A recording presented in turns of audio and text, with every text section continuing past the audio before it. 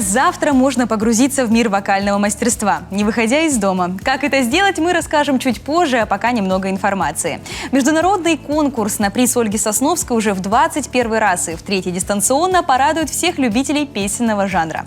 Свою историю конкурс начал в 1993 году, а чем он порадует в 2021, расскажет начальник управления культуры города Сыктывкара Владимир Юрковский и заслуженная артистка Российской Федерации Народной артистской республики Коми Ольга Сосновская. Ольга Александровна, Владимир Иванович, здравствуйте. Добрый день. Здравствуйте. Мы уже отметили, что конкурс будет дистанционный. Как он будет проходить в этом году?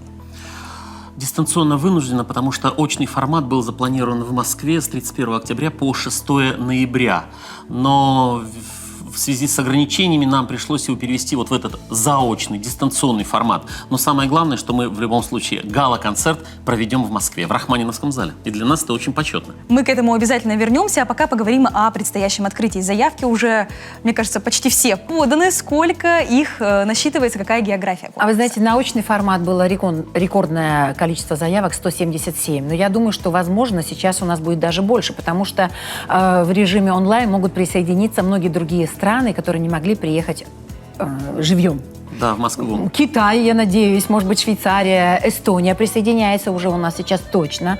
Поэтому какое количество у нас вот как раз 19-20 числа, последний день приема заявок, и мы надеюсь, будем знать будет точное количество, и в прямом эфире мы об этом объявим. Всего 2 тура. Как Да. они будут проходить?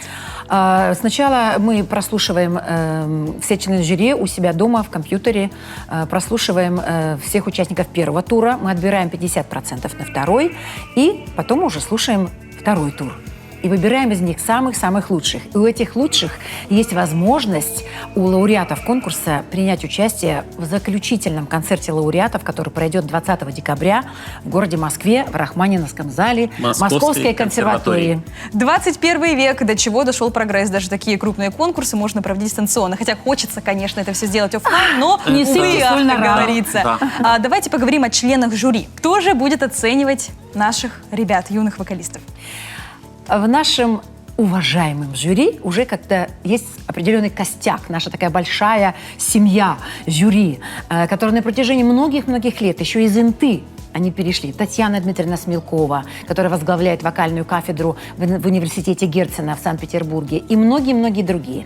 И впервые войдет в состав нашего жюри Марина Шутова, это солистка Большого театра и одна из первых выпускниц известной певицы мирового уровня Елены Васильевны Образцовой. А также наш любимый Симоне Марциали. из Италии, из Флоренции. Да, мы ждали Алексея Лаврова, который должен был тоже войти в состав жюри, но он сейчас, Метрополитен-опера, очень сильно загружен и, к сожалению, не сможет принять участие. Но шлет всем огромные поздравления, приветы и пожелания всего самого хорошего. Я почему так подробно об этом говорю, потому что он просил это передать. Я сейчас, конечно, немного нарушу хронологию событий, но мы давайте поговорим о закрытии, о гала-концерте, который будет в Москве. Вы уже неоднократно об этом упоминали, хочется знать все подробности.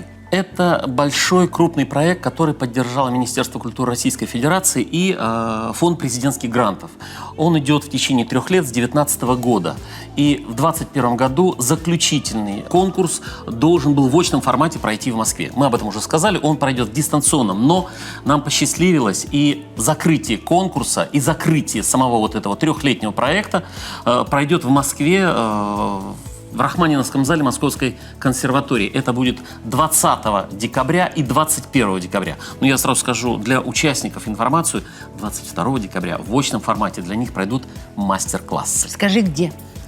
Где? В галерее Церетели. Это мы говорим о декабре. 20 ноября уже завтра. Да. Что же будет 20 ноября? 20 ноября мы решили провести необычный для нас гала-концерт открытия конкурса. Концерт членов жюри, но так как они сейчас далеко, так как мы в таких условиях, это будет онлайн-концерт.